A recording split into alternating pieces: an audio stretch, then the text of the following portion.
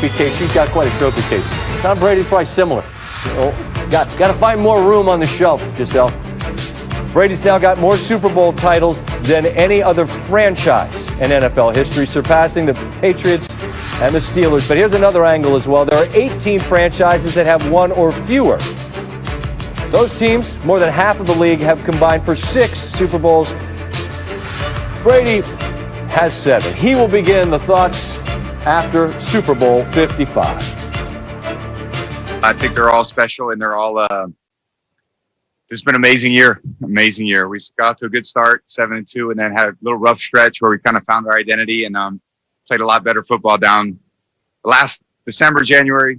And just really proud of all the guys, proud of all the coaches, the effort we put in. We knew we were playing a great football team tonight, and we got the job done. So you want to get this far, you got to get the job done, and we did it. Think about this. We had one Pro Bowler, but we was able to win a Super Bowl. How do that sound? It don't sound good. Like, how do we have only one Pro Bowler, but a team with no Pro Bowler is able to go on and win the Super Bowl? Something not right, but that's not what we play for. You know, we play for the bigger picture. You see this trophy on this side, whatever, this side, the Lombardi, that's what we play for. That was the goal. We were a very talented football team that nobody wants to give us credit for, but we're a very talented football team. We just need to believe. And the hardest thing is to build a culture where people start believing. And we started believing pretty early in the season, and we knew we were going to be a tough out. All we had to do was get in the playoffs. Ours is a business often of hyperbole and a lot of volume and whatever else. You don't have to yell to say this, and it's not exaggeration for effect. This is a fact. In 53 previous career starts, the Kansas City Chiefs with Patrick Mahomes as their starting quarterback had never lost by more than one score. For the first time since Week 11 of 2017, the Chiefs did not score a single touchdown, a streak which spans longer than Mahomes' career as a starter. When it was over, they're trying to make sense of 60 minutes that just didn't go their way. And obviously, I didn't play the way I wanted to play.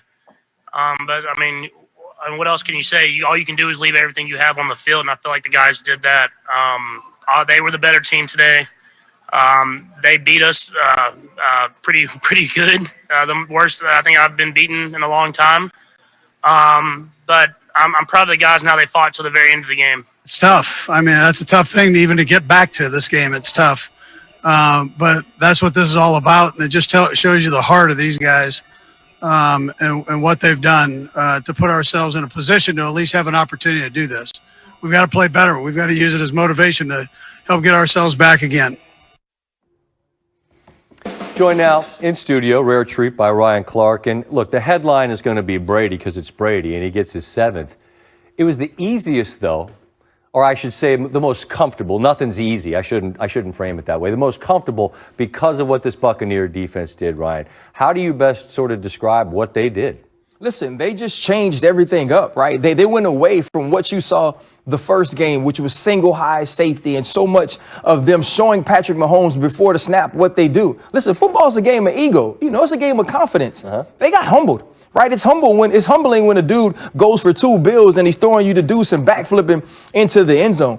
Todd Bowles changed all of those things. He went back, he looked at his team, and he said he was going to do something different, and that's how they won the game.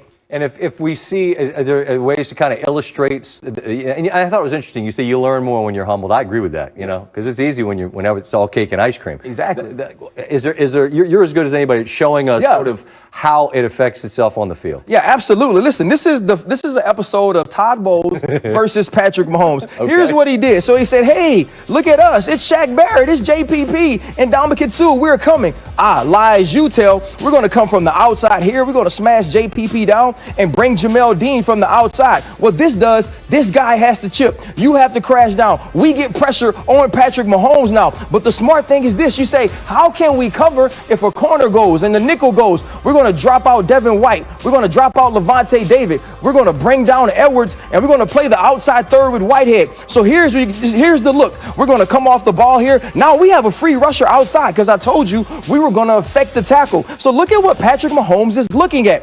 I have a rusher in my face here. This guy can't get a first down. This guy can't get a first down. This guy can't get a first down. Why? The first game, you saw me play man-to-man the entire game. Now we're going to rush you to pressure you, but play zone on the back end. So you have one recourse. Let's be Superman, Patrick Mahomes, he's going to step up, get outside the pocket, and you're going to say, Tyreek Hill, go do cheetah-like things. But there's a guy on the backside of him. So when he gets out, when he gets deep down the field, now Antoine Winfield is running with him. He can get his hand in his eyesight, and he drops a ball that we've seen him catch. Todd Bowles said, you know what? We've done things extremely well throughout the playoffs. We've played man-to-man. We've played single high. We're going to give you something different, Patrick Mahomes, and you're going to have to read it after the snap. We're going to make you beat us with your mind and not your body. And they won the game today. No question. And as I mentioned in Brady's case, there's so often his teams have won Super Bowls where it's come down to the end.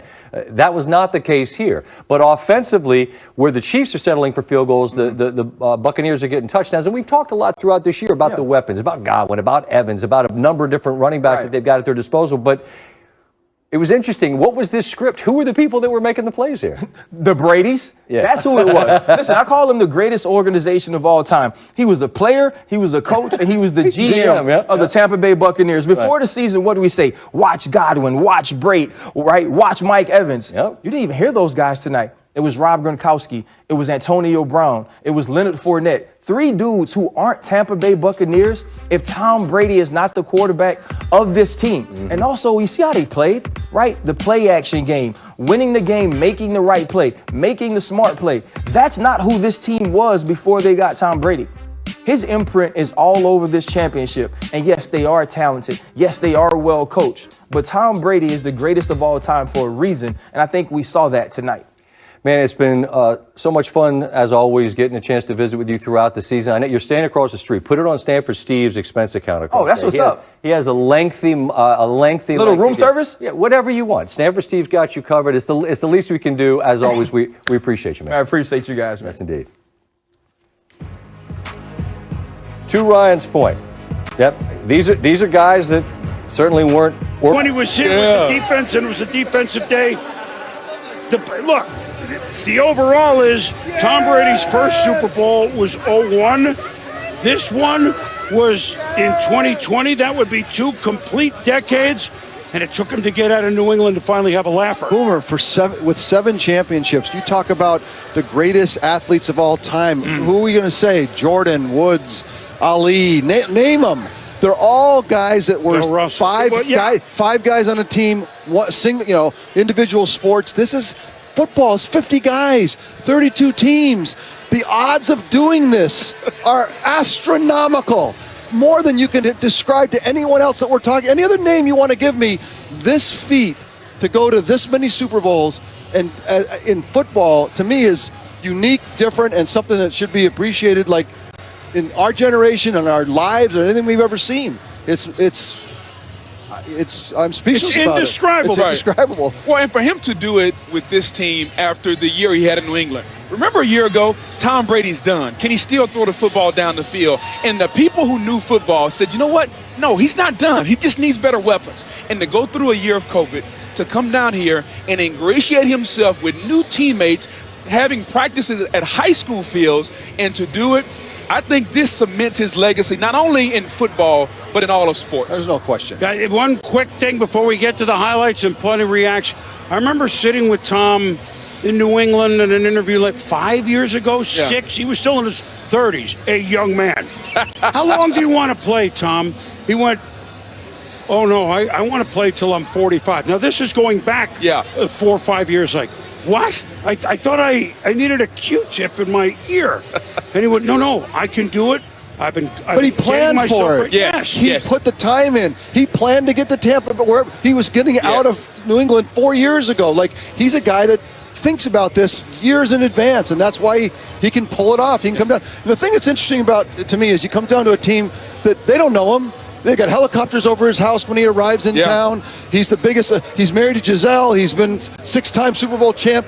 How does he hold people close to him? How does he get his teammates to consistently fight for him and bleed with him? There's 15 books about leadership that need to be written about Tom Brady and how he does this. He does it because he ingratiates himself with his teammates. He's vulnerable. He's honest. He shows that he's just like them. He puts his pants on one leg at a time. He'll joke with them. He'll laugh with them. He'll be personable with them. And now as a teammate, when I see that, it doesn't matter who you are in lore. You're just a football player to me, baby, and you're trying to help me win. That's how he does it. And you know what? There was one little secret that got let out tonight also. Oh, I also have a defense here in Tampa. Oh, yeah, by the way. That was a little secret. They had some of those players before. Boog knew that. He called it. Yes. And the Chiefs, who rolled up almost 300 yards in the first quarter against them here around Thanksgiving weekend, well, that was the last loss the Bucs have. All right, you know what? So this was built up. One of the most anticipated Super Bowls, obviously, the past and present master against the present and perhaps future master. The defending champ Kansas City Chiefs were coming in and trying to win a Super Bowl again.